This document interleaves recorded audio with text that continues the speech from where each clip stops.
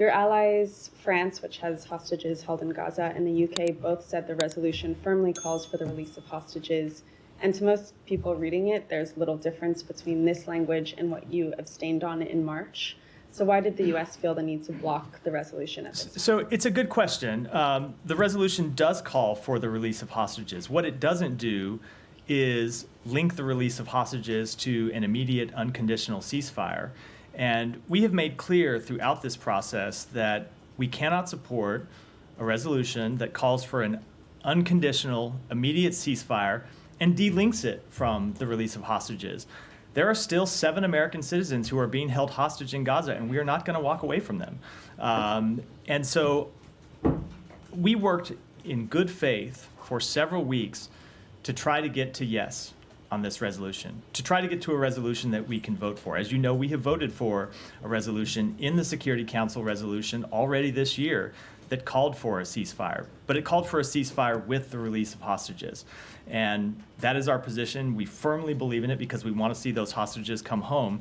And I would kind of turn the question around and ask, why is it that the countries pushing this resolution couldn't actually link the two? Why they wouldn't agree to link the ceasefire to the release of hostages? What is it to the release? What is it about the release of hostages that they wouldn't support when linked to a ceasefire? It seems to us plain common sense that if there's going to be a ceasefire, that Hamas shouldn't get to continue to hold the hostages. And so we want to see the two linked, and that will continue to be our position. We will continue to look for ways to find consensus with other countries on the UN Security Council, but because of that language, this resolution is not something we could support. But as was pointed out earlier this morning, this resolution did contain a call for the release of hostages. What was defective about it? The defective is that they were not linked. We believe it's important that you get a ceasefire. You get a ceasefire that secures the release of hostages. And we proposed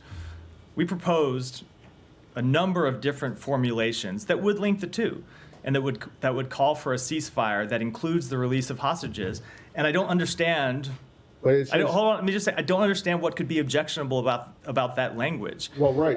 Well, no, but I guess the point is that other people don't understand what could be objectionable about the language that you just vetoed. What is objectionable to us is that it calls for Israel an immediate ceasefire and the immediate release. It calls for an immediate ceasefire, and we don't think that Hamas, because let's be clear about when people talk about an immediate ceasefire, what they mean is they mean for Israel to immediately stop fighting. You think Hamas is going to respect a UN Security Council resolution calling for the release of hostages? No, we don't think they are at all. So we think that if you're going to see, because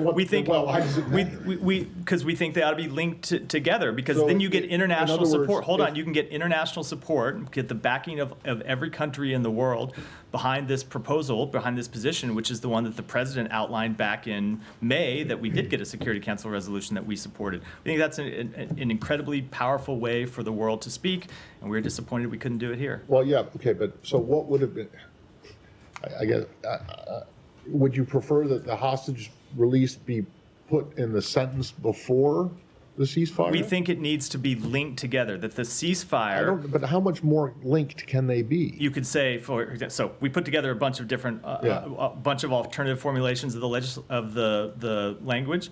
I'll just give you one here. A ceasefire that secures the release of hostages. A ceasefire and you proposed that language and people... Maybe not that exact language. We proposed a number of different formulations of the language that were not accepted. And I, for the life of me, can't understand why they weren't accepted if the parties backing the resolution really wanted to get to something that could pass the Security Council.